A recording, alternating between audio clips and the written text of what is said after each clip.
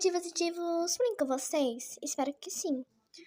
Hoje estou aqui só para vocês escolherem a roupa que eu vou vender. Ah, gente, eu nem avisei, mas eu criei uma loja. Eu estou vendendo algumas roupas, como essas daí que está aparecendo na tela.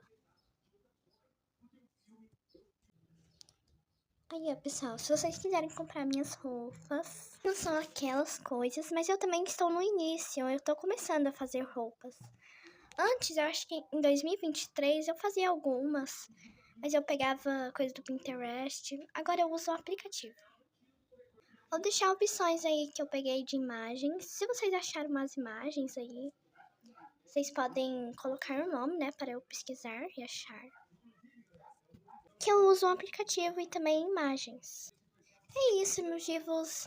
Vocês escolhem aí nos comentários e eu vou fazer.